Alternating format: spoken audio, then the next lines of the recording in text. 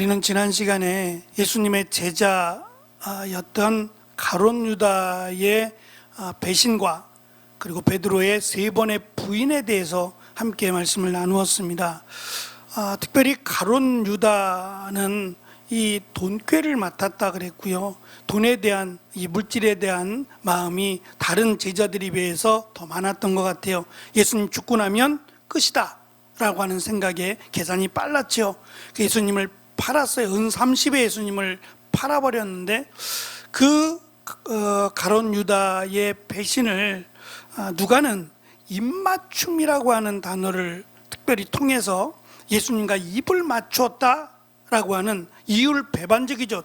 전혀 이루어질 수 없는, 그러니까 배신과 입맞춤은 전혀 연결이 되지 않아요. 왜냐하면 이 입맞춤으로 번역된 단어가 사랑이라고 하는 단어에서 시작된 거예요. 그러니까 사랑하니까 입을 맞추는 거죠. 그렇지 않나요? 아무하고나 입 맞추지 않잖아요. 사랑하니까 입 맞추는 거고, 그 입맞춤이라고 하는 단어, 사랑이라고 하는 단어에서 친구라고 하는 단어가 나와요.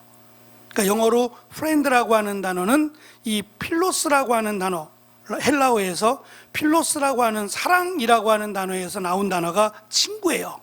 그러니까 친구는 우리가 지금 생각할 때 많은 친구들이 있겠지만 사실 친구는 사랑하는 사람이라고 하는 전제 아래 이루어진 거예요. 그래서 친구가 되면, 지금도 이스라엘 백성들은 친구가 되면 마치 혈연관계 그 이상의 관계를 여겨서 굉장히 소중하게 여깁니다. 그리고 아무나 친구하지 않습니다.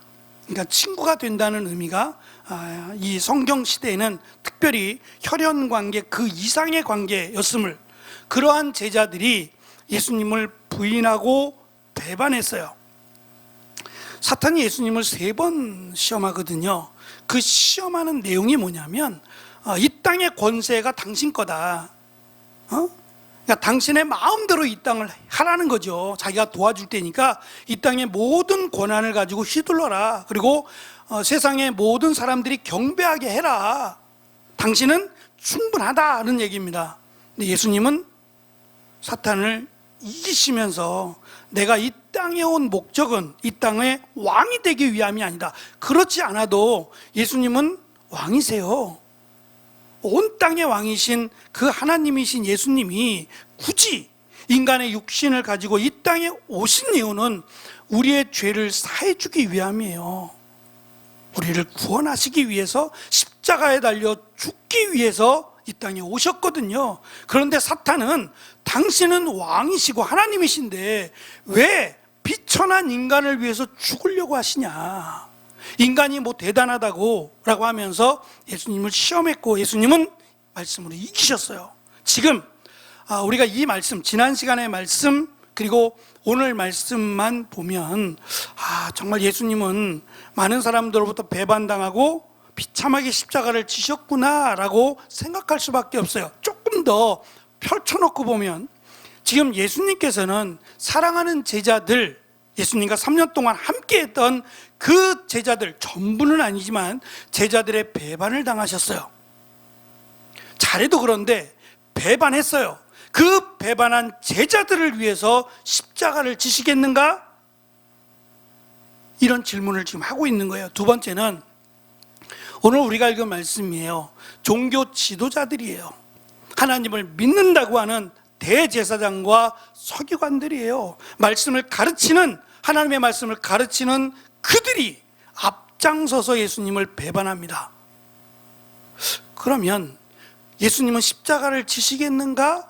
라고 하는 질문을 또 던지는 거예요. 그럼에도 불구하고 예수님은 십자가의 길을 가시겠는가? 마지막 3번째는 이스라엘 백성들이에요.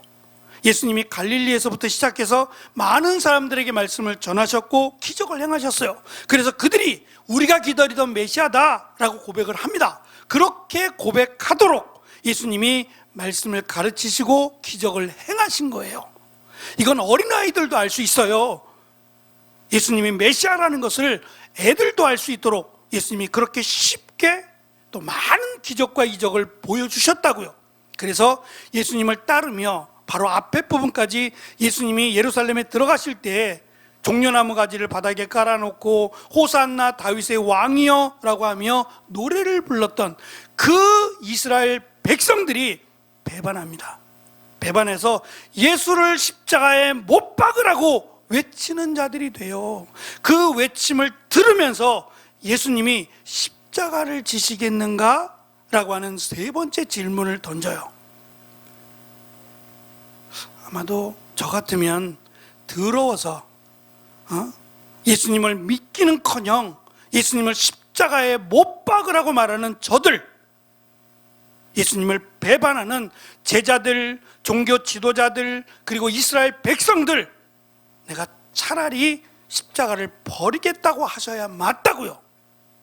근데 예수님은 끝까지 십자가를 지신다라고 하는 것을 누가는 강조하고 싶은 거예요. 오늘 말씀에 우리가 조금 유의해야 될 내용이 있습니다. 그게 뭐냐면 오늘 말씀은 두 개로 딱 나누어서 처음에 빌라도, 총독입니다. 로마에서 파견한, 그러니까 이스라엘은 로마의 식민지였거든요. 정복당한 거예요. 식민지였는데 그 식민지를 헤롯이라고 하는 이두메 사람이에요. 원래는 이스라엘의 왕이 될 수 없어요. 근데 정략적으로 이스라엘의 왕, 실제는 분봉왕인데 자기가 왕이라고 해서 이스라엘을 다스리게 되죠. 우리가 잘 아는 헤롯입니다. 근데 이 헤롯은 BC 37년부터, 예수님이 오시기 전 37년부터 예수님이 태어나시고 약 4년 됐을 때 암으로 죽어요.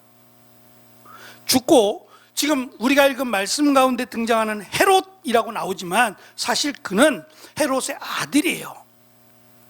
지금 예수님을 신문하는 헤롯은 2살 미만의 아이를 죽이라고 했던 그 헤롯이 아니고, 그 헤롯은 죽고 그 헤롯의 아들들이 있는데 그 아들들 3명이 지금 이스라엘을 3개로 나누어서 다스려요.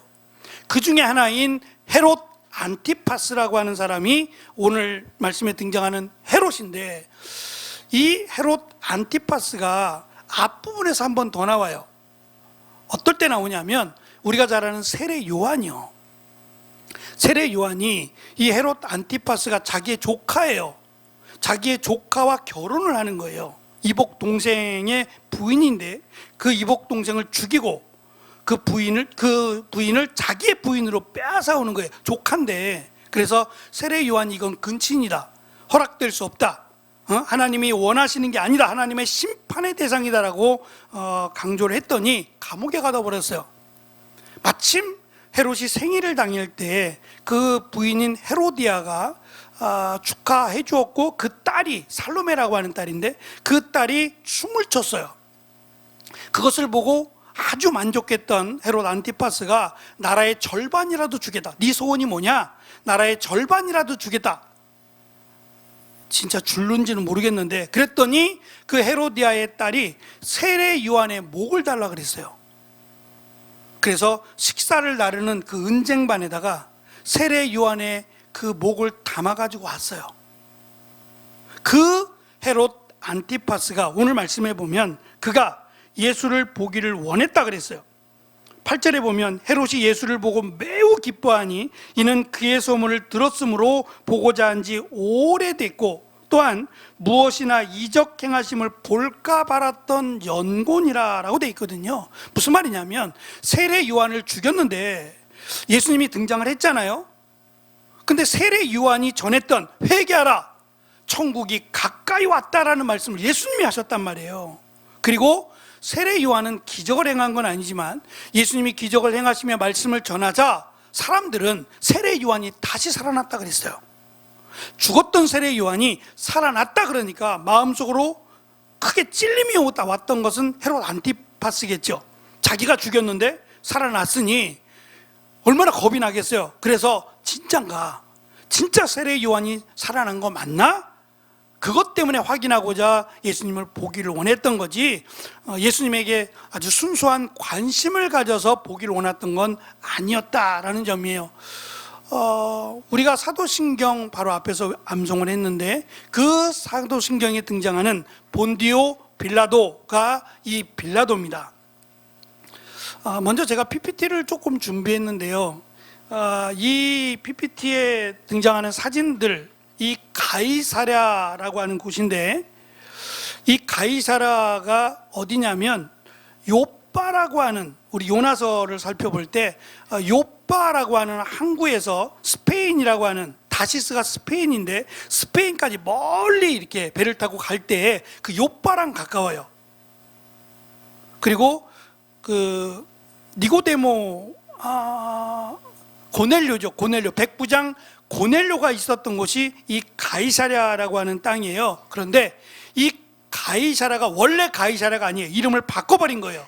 헤롯 대왕이라고 하는 아기 예수님을 죽이려고 했던 그 헤롯입니다. 그 헤롯이 우리가 잘 아는 율리어스 시저, 그 시저의 이름이 가이사랴라고도 불리고 또는 케사르라고도 불러요. 그러니까 라틴어로 되기도 했다, 영어로 됐다, 그래서 이름이 많은데 그 율리어스 시저라고 하는 사람의 그 이름을 붙여서 가이사랴라고 붙인 거예요. 그러니까 성경은 원래 케사르인데 가이사랴라고 우리 성경에 그렇게 나와 있는 거예요. 이 가이사랴라고 하는 마을을 만들고 도시를 만들고 여기에다가 자신의 그 호화로운 궁전을 져요. 요걸 잠깐 볼게요.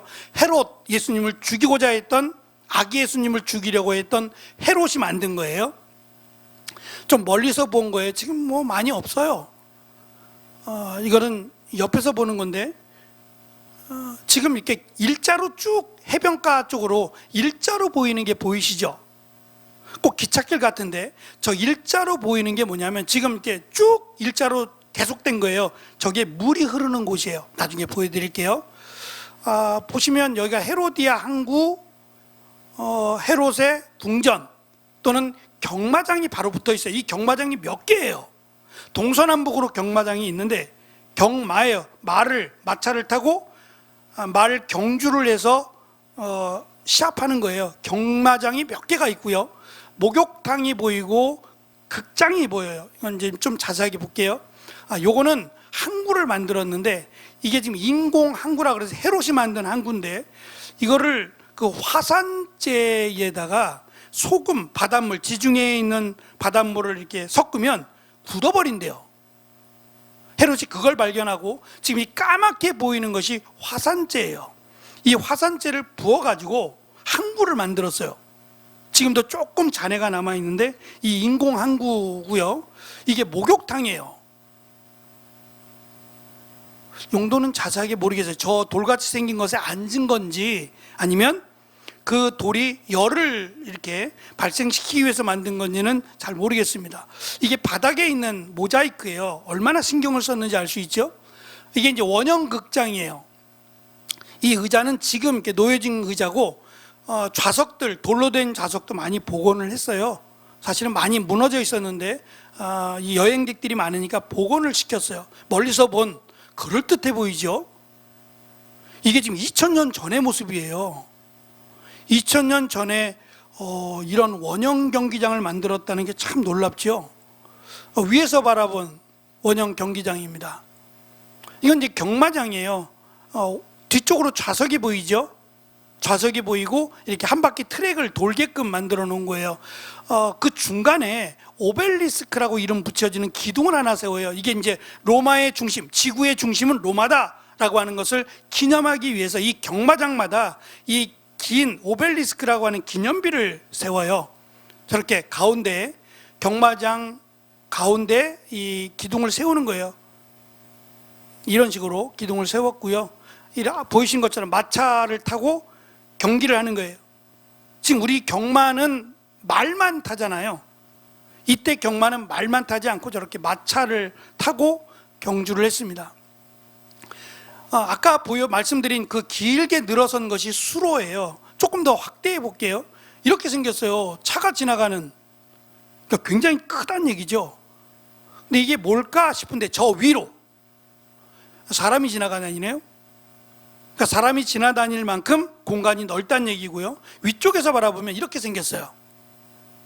이게 수로예요. 이쪽으로 물이 다니는 거예요. 물이. 그러니까 물 공급을 했던 수로입니다. 돌로 일일이 다 저렇게 깎아서 수로를 만들었어요. 대단하죠. 이게 이제 지금도 남아있는 모습입니다. 목욕탕이에요. 노천탕이라고 하면 될 것 같아요. 노천탕. 저렇게 해변가에 이렇게 다른 사람이 다 보여요. 노천탕이고, 이것도 욕조예요. 대리석으로 만든 겁니다. 2000년 전인데요. 그리고 지금 아까 이 말씀드린 이 가이사랴라고 하는 곳에 원래는 빌라도가 여기에 머물어요. 이 별장에, 헤롯이 만들어 놓은 이 별장에 머물다가 6월절 때가 가까워 오면 유대인들이 가끔씩 폭동을 일으켜요. 예를 들면 로마가 걷어들인 세금에 대해서, 또는 로마가 우상을 섬기고 로마의 황제를 신으로 섬기는 이런 것들에 대한 불만을 갖고 있다가 6월절이면 여기저기서 많이 오잖아요. 제사를 드리러 많이 왔을 때 그때 간혹 폭동이 일어나요. 밀란이 일어나고 폭동이 일어나서 이 6월절 때가 되면 이곳에 살던 빌라도가 예루살렘으로 가게 돼서 어디에 살게 되냐면, 이게 이제 가운데가 성전이에요. 헤롯이 만들다가 말고 그 뒤에 이제 계속해서 만들게 되는데, 그 가운데가 이제 성전이고, 그 오른쪽에 보이는 안토니아 요새라는 곳인데, 여기서 이제 빌라도가 6월절 때는 여기서 머물게 되고, 예수님의 신문이 이 안토니아 요새에서 지금 이루어지고 있다라고 보시면 됩니다. 어쨌든 헤롯은 철저하게 자기가 왕이 되기 위해서 도시의 이름도 가이사랴라고 되어 있지만 시저 또는 케사르라고 이름까지 바꿀 정도로 철저하게 로마에 빌붙어 사는 그런 모습이었고, 헤롯이라고 하는 헤롯 안티파스는 이 갈릴리 지역을 다스렸던 헤롯의 아들 가운데 하나인데, 이 헤롯이 빌라도에게 이게 서로 원수관계였어요. 왜냐하면 이 빌라도가 11년 동안 굉장히 오래 이스라엘을 다스린 총독 가운데 한 사람인데 11년을 다스려요. 근데 이 총독이 안 맞아요. 헤롯 안티파스하고는 잘 안 맞아요. 성격도 안 맞고 자기가 원하는 게 안 맞아서 늘 으르렁거려요. 늘 으르렁거리니까 빌라도가 자기가 볼 땐 죄가 없거든요. 지금 이들이 제사장하고 서기관들이 작당을 하고 지금 빌라도에게 가서 예수를 죽여야 된다라고 하는, 죽이라고 하는 판결을 내려달라는 거예요. 왜냐하면 지금 이스라엘은 로마의 식민지인데요, 이 식민지로 있다 보니까 사형을 내릴 권한이 없어요. 그 재판의 권한을 로마가 갖고 있었어요. 안 그랬으면 헤롯에게 데려가면 더 편할 거예요. 아니면 자기들이 알아서 사내들인 공회에서 이 사람은 사형이다 라고 딱 내리면 되잖아요. 근데 그럴 수 없는 것이 이것을 재판하는 권한을 안 줬어요. 로마가 가지고 있어서 빌라도에게 사형시켜달라고 요구하기 위해서 어쩔 수 없이 예수님을 데리고 온 거예요. 근데 그들이 예수님을 죽여야 한다는 이유를 세 가지를 대요. 첫째는 우리 백성을 미혹한다는 이유예요. 무슨 말이냐면 로마의 반란을 일으키도록, 로마는 여기서 나가라 라고 하는 로마의 반란을 일으키도록 백성들을 선동한다, 그러니까 죽여야 된다 이 말이고, 두 번째는 가이사에게 세금을 내지 않도록 주장했다라고 하는 거예요. 거짓말이죠. 예수님은 가이사의 것은 가이사에게 바치라 그랬거든요. 그러니까 이 거짓말로 해서 예수를 죽이려고 지금 하는 겁니다. 세 번째는 예수가 자칭 왕이라는 거예요. 근데 여기에 메시아라고 하는 말을 써요. 이거는 이제 종교적인 말이에요. 로마에게는 메시아는 상관없어요. 로마인들에게 메시아는 상관없고 예수가 이스라엘의 왕이 되려고 한다. 근데 사실 빌라도가 볼 때는 누가 왕이 돼도 상관없어요. 왜냐하면 아까 말씀드린 헤롯 안티파스가 싫어요. 그러니까 헤롯 안티파스를 버리고 차라리 이스라엘 백성들이 따르고 존경하는 예수가 왕이 되면 좋겠다라고 하는 생각이 있었어요. 그래서 나는 그에게 죄를 발견할 수 없다라고 했더니 안 된다는 거예요. 안 된다는 거예요. 우리가 받아들일 수 없다. 만약에 당신이 무죄라고 하면 우리가 폭동을 일으키겠다 라고 지금 협박을 해버렸어요. 그러자 이 빌라도가 참 영악한 사람이에요. 그러니까 이스라엘에서 잦은 폭동이 나오면 로마에서 자기를 들어오라고 할 것이고 집정관이 자신의 직책을 빼앗을 것이라는 걸 알고 폭동을 무마시키기 위해서 그러면 내가 안 하고 거기 갈릴리는 헤롯 안티파스가 다스리니까 그에게 보내라고, 그도 여기 와 있으니까 그에게 그러면 맡길 테니까 그가 알아서 하라고 하면서 예수님을 헤롯 안티파스에게로 보내게 됩니다. 헤롯 안티파스가 예수님을 만나고 많은 질문을 해요. 근데 이 질문이 예수님은 답변하지 않으셨다라고 돼 있어요. 쓸데없는 거예요. 그냥 자기가 평소에 궁금했던 거 있죠. 전혀 쓸모없는 것들로 예수님을 피곤하게 했어요. 이제 그러고 나서 우리 성경에는 빌라도가 내가 유대인의 왕이냐라고 물었고, 우리 성경은 내 말이 옳도다라고 번역이 되어 있어요. 근데 사실은 당신이 그렇게 말했다예요. 내가 유대인의 왕이냐? 당신이 그렇게 말했다라고 하자 빌라도는 예수님은 죄가 없다라고 했고요. 헤롯은 예수님께 가서 여러 가지 이 말도 안 되는 질문을 하고 나서 예수님이 대답을 하지 않자 예수님을 희롱했다 그랬어요. 예수님을 희롱하고 조롱을 해요. 그리고 나서 예수님에게 빛난 옷을 입혔다라고 돼 있어요. 빛난 옷? 이게 무슨 옷일까? 아마도 지금식으로 우리가 생각하면 실크 같은 거예요. 이 옷감 중에 옷 자수가 많고 또 옷감이 약간 나일론식의 옷감이요. 그 옷감을 쓰게 되면 햇볕을 받을 때 반짝반짝 빛이 나죠. 그래서 이걸 누가 입었냐면 아마 영화 같은 데 보시면 황제가 이런 하얀색 옷을 입고 백성들 앞에 나와서 손을 이렇게 드는 모습을 아마 볼 수 있을 거예요. 그때 입는 옷이 이 빛난 옷이에요. 황제들이 입는 옷이에요. 반짝반짝 빛나게끔 만들어진 그 옷을 의도적으로 입혀버린 거예요. 그래서 바로 예수가 황제다라고 하는 조롱과 빌라도를 막 화를 내게 만들어서 황제가 입는 옷을 네가 입었냐라고 하며 화를 조성하기 위해서 의도적으로 빛난 옷을 입힌 겁니다. 조롱하기 위해서 빛난 옷을 입혔는데 여기에는 숨겨진 뜻이 하나 더 있어요. 그들은 예수님을 조롱하고 예수님을 죽이기 위해서 빛난 옷을 입혔지만 성경은 예수님이 빛난 옷을 입을 때가 나와요.